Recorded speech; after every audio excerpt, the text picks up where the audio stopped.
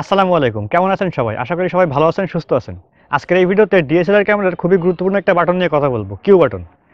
আমি জানি Q button সম্পর্কে অনেকেই জানেন, কিন্তু যারা নতুন ডিএসএলআর ক্যামেরা ব্যবহার করতেছেন বা নতুন ক্যামেরা কিনতে যাচ্ছেন, তারা আসলে কিউ বাটন সম্পর্কে জানেন না বলে আমার কাছে মনে হয়। কারণ আপনারা প্রচুর পরিমাণে কমেন্ট করেন যে ভাইয়া কিউ বাটন নিয়ে একটা ভিডিও করেন। So finally most awaited video আজকে আমি আপলোড করতেছি।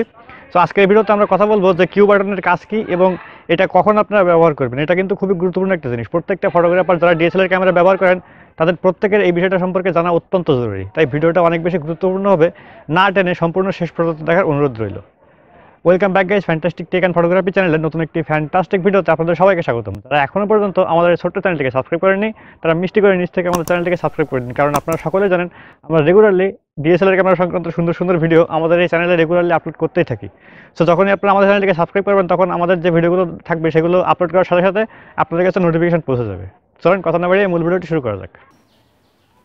আমার কাছে মনে হয় যারা ম্যানুয়াল মোডে ছবি ক্লিক করেন তারা প্রত্যেকেই এই যে শাটার স্পিড, তারপর হচ্ছে অ্যাপারচার এবং আইএসও, এই তিনটা জিনিস পরিবর্তন করার জন্য আমরা কি করি সাধারণত, সাপোজ আমি হচ্ছে অ্যাপারচারটা চেঞ্জ করব, সেক্ষেত্রে আমরা এভি বাটনটা চেপে ধরে তারপরে সামনের যে রিংটা রয়েছে ওইটা ঘুরাই, যার ফলে আমাদের অ্যাপারচারটা চেঞ্জ হয়। সো এটা আমার কাছে মনে হয় একটা সময় সাপেক্ষ ব্যাপার। পাশাপাশি আমরা যখন আইএসও চেঞ্জ করি, ঠিক তখন আইএসও বাটনটা প্রেস করে রেখে সামনের রিংটা ঘুরাই। বাট আমরা যদি এই কিউ বাটনটা প্রেস করি তাহলে দেখবেন কত সুন্দরভাবে আমরা কিউ বাটনে প্রেস করার সাথে সাথে দেখবেন এইটা কিন্তু সুইচ করা যাচ্ছে। তার মানে আমরা যেখানে ইচ্ছা সেখানে নিয়ে যেতে পারতেছি এই জিনিসটা।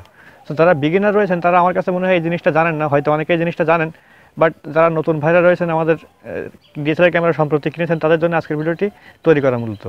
সো আপনারা যে জিনিসটা পরিবর্তন করতে চাচ্ছেন, সাপোজ আইএসও পরিবর্তন করবেন, সেক্ষেত্রে আপনারা আইএসওটা সিলেক্ট করে দেন, মাঝখানে চাপ দিবেন, তারপর আপনার রিংটা ঘুরিয়ে আস্তে আস্তে করে আইএসওটা চেঞ্জ করতে পারবেন। আমরা এখানে এই যে সাইডের বাটন রয়েছে এগুলো আস্তে আস্তে প্রেস করে করে আপনারা এইটা কিন্তু পরিবর্তন করতে পারবেন।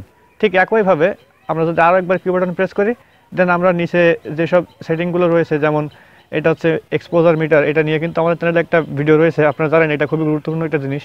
তারপরে এখানে ফ্ল্যাশ লাইট, আমরা কি এখানে আমরা ফ্ল্যাশ লাইটটা কি অন করবো নাকি অন করবো না, তারপরে হচ্ছে আমরা ফ্ল্যাশ লাইটের আলোটা কতটুকু কন্ট্রোল করতে পারবো, সব কিছু এখানে দেওয়া রয়েছে। সো এই জিনিসটা কন্ট্রোল করতে পারবেন আপনারা এই কিউ বাটন প্রেস করার সাথে সাথে। দেন আপনারা যদি হোয়াইট ব্যালেন্স সিলেক্ট করতে চান সেটাও আপনারা পারবেন। তারপরে এখান থেকে অনেকগুলো সেটিংস রয়েছে যেগুলো আপনারা খুব সহজে এখান থেকে পরিবর্তন করতে পারবেন। সো মেইন কথা হচ্ছে যে কিউ বাটনটা আমাদের সময়টা অনেকটা সেভ করে দেয়। কারণ অনেক সময় আপনারা বারবার এই যে বাটনগুলো চেপে চেপে যদি আপনারা আইএসও শাটার স্পিড বা অন্যান্য সেটিংগুলো পরিবর্তন করতে চান, সেক্ষেত্রে কিন্তু অনেকটা সময় অপচয় হয়ে যায়। কিন্তু আপনারা যদি কিউ বাটনটা ব্যবহার করেন সেক্ষেত্রে কিন্তু আপনাদের সময়টাও সেভ হয়ে যাবে, পাশাপাশি আপনারা সুন্দর করে অল্প সময়ের ভিতরে সব কিছু সেট আপ করতে পারবেন। সো এটাই ছিল মূলত কিউ বাটনের কাজ। আশা করি সম্পূর্ণ ভিডিওটি আপনাদের অনেক ভালো লেগেছে। যদি সত্যি ভালো লেগে থাকে তাহলে অবশ্যই একটা লাইক দিয়ে দিন, কমেন্ট করে জানান ভিডিও আপনাদের কাছে কেমন লাগলো। দেখা হবে অন্য কোনো একটি ভিডিওতে। সে পর্যন্ত সবাই ভালো থাকেন, সুস্থ থাকেন। আল্লাহ হাফেজ।